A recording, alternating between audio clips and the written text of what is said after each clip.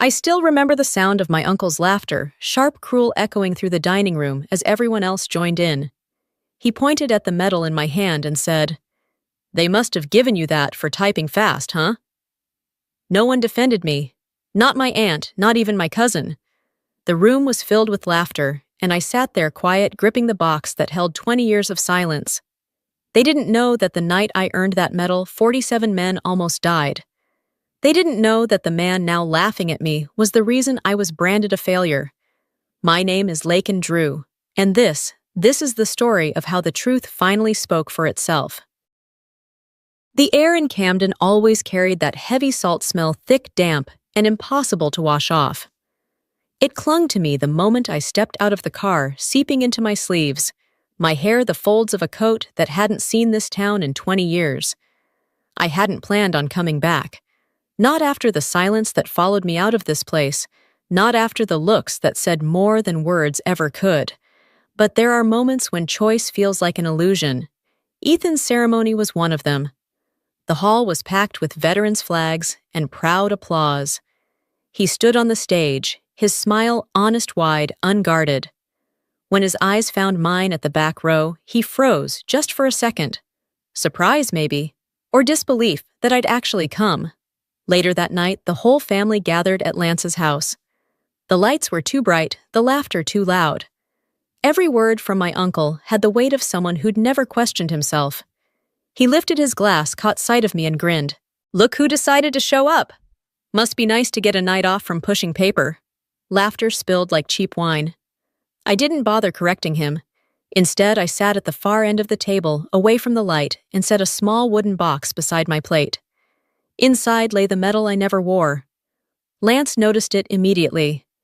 "That thing, what's it for fastest typist in the Navy?" More laughter. I didn't move. My gaze drifted past him to the dark line of the ocean beyond the window. Each wave caught the moonlight, each one tugging at something buried deep inside me. Not shame. Memory. There was a night when I pressed a single button and changed everything. A choice that saved lives and ruined mine. I turned back to Lance, steady, unflinching.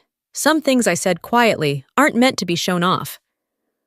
He chuckled, but his laughter faltered halfway. Something in my eyes must have told him he'd finally hit a wall he couldn't climb. The bass hummed like a living machine, a low, constant thrum that kept my hands steady and my mouth shut. Headphones, snug screens, blinking streams of numbers. This was where the world narrowed to a single task. Keep the line clean between shore and the men at sea. SEAL Bravo 6 spoke through the static urgency in every clipped syllable. Blue Station, hold the line, they warned. Then metal clashed, breathing hitched, and the feed went red, compromise detected. 30 seconds to countermeasure. 29 on the clock felt like forever. The rulebook sat heavy in my head. No one disconnects unilaterally. The men out there were more than protocol.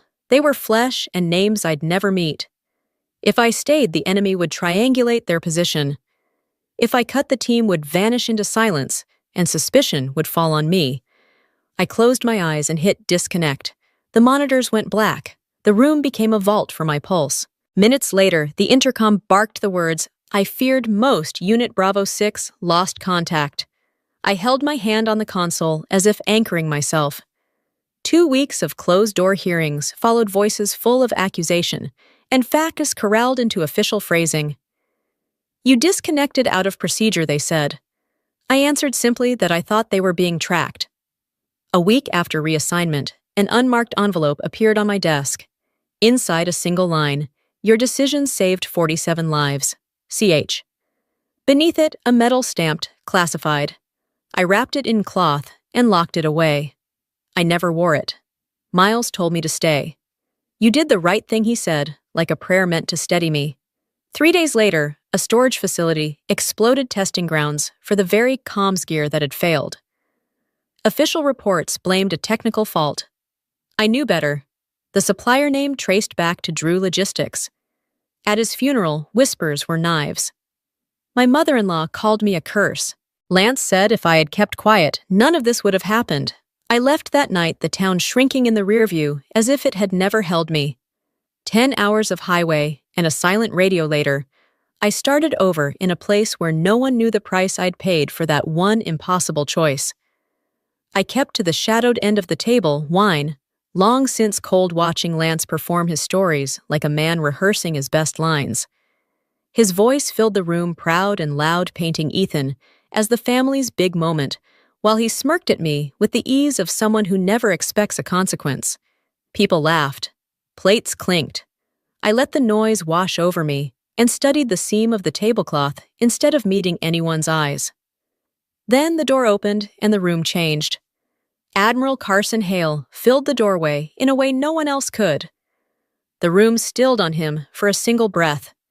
Even the laughter seemed to hold. He moved through the crowd with a steady, polite nod, but when his gaze met mine, it was like a current electric and old.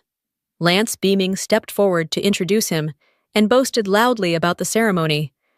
When Hale turned back toward the table, his tone dropped precise and cold. "That's classified, sir." Silence snapped into place. The laughter died mid-breath. Forks stopped, conversations froze. Lance's smile thinned into an awkward edge. Ethan, entering behind the Admiral, went white and whispered a name that had been kept between men and time echo blue. The word slid across the table and landed in my lap like an accusation and an absolution at once. I felt Ethan's eyes felt the weight of that recognition settle. I wanted to tell him to stop, to let the night be what it had to be, but the moment had already tipped. After everyone left, I stepped onto the porch and found Hale beside me, beneath a sky that tasted of salt and distance. He did not pretend ignorance. He said simply that he could not let Lance's words stand. I told him he had only made things worse. He only answered that some truths deserved protection until someone was ready to hold them. Night kept its mouth shut, and the ocean listened while Ethan came close enough for the porch light to map his face. He held the new medal awkwardly, like a talisman he didn't fully trust. He asked if Mission Aegean was real, if the stories about Echo Blue were true. I didn't deny it. I warned him that some burdens are chosen, not given, and that keeping a secret can be a kind of mercy for those who cannot carry it. He told me his generation needed to know who did the hard things, and for the first time in years, I felt the steady flame of something I had misplaced. Morning brought a call from Hale. He told me Lance had requested access to old contract files under the pretense of routine review. He admitted he had suspected as much for years and feared what dredging the past might accomplish. He sent a scan, drew logistics antenna, encryption contract 2004, my uncle's signature stark across the page. The paper felt smaller than the accusation it carried. That evening, a text arrived from an unknown number. "Better leave Camden. Don't make me haul the past out for you." The initials read like a brand LD. I deleted it without replying, opened the little wooden box, and watched my medal catch the lamplight. I thought about the night I cut the line and the men who came home because of it. My silence had kept them safe once. Now the silence would not save the man who laughed at me. 2 days after the brink of whatever I thought was closure, a heavy brown envelope waited on my stoop like a verdict. No return address. Inside, a photocopy of a contract with supplier circled in red drew Logistics 2004. My uncle's signature was unbearably familiar. The paper felt colder than the porch light. I called Hale and listened while rain began to stitch across the windows. He did not soften the edges. He had suspected the device was the leak.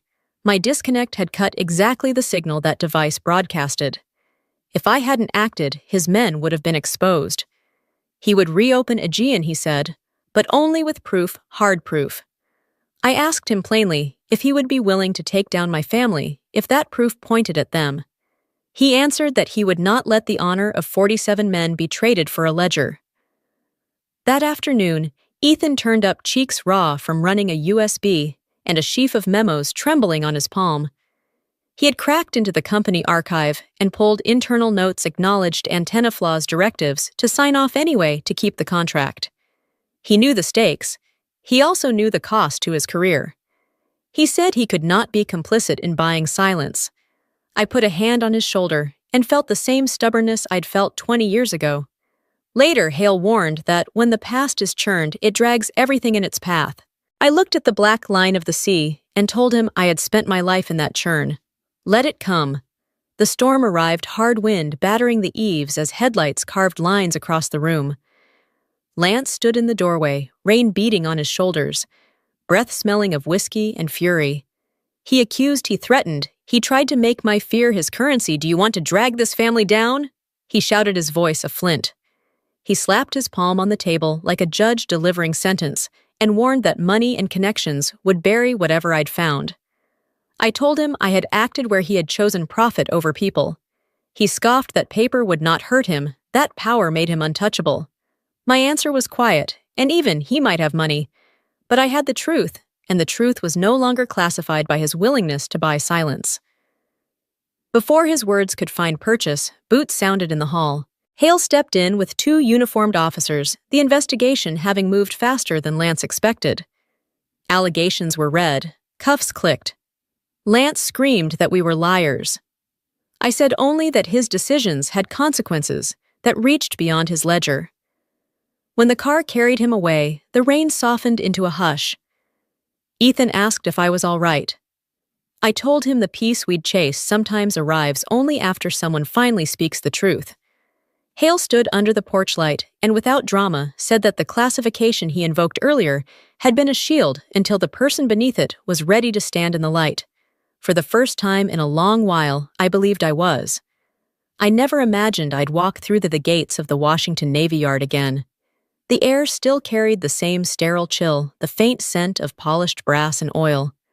20 years ago, I left this place branded as a woman who disobeyed orders. Now I returned not in uniform, but as a ghost of that moment, carrying a truth that refused to stay buried.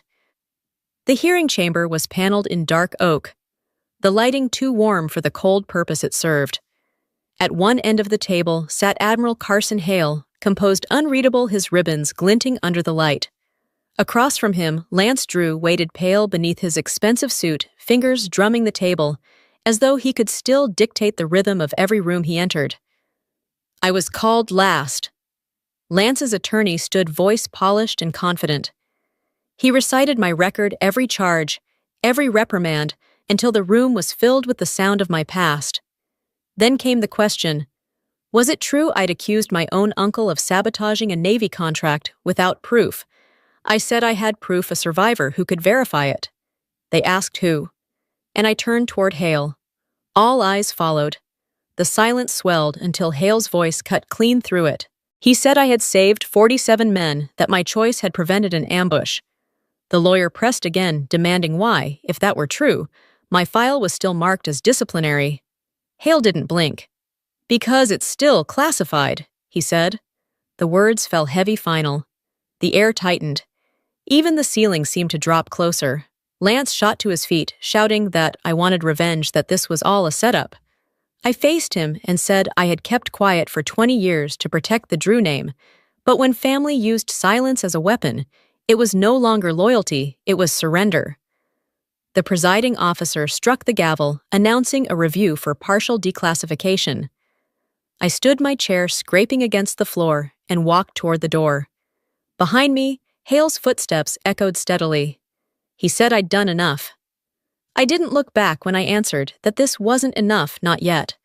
For the first time in decades, I was no longer surviving. I was finally beginning to live. A month after the hearing, a package arrived from the Department of the Navy. The envelope was gray, sealed in red wax, its weight far greater than paper should carry. Across the front, in bold black print, were the words, Mission Aegean Declassified Level 2. My hands trembled as I broke the seal. The first page was simple, clinical. It read, Actions taken by civilian code officer prevented compromise and saved 47 Navy personnel. Signed Carson Hale. No mention of my name, no acknowledgement of the woman who had been called insubordinate, reckless, and unfit. Yet I smiled.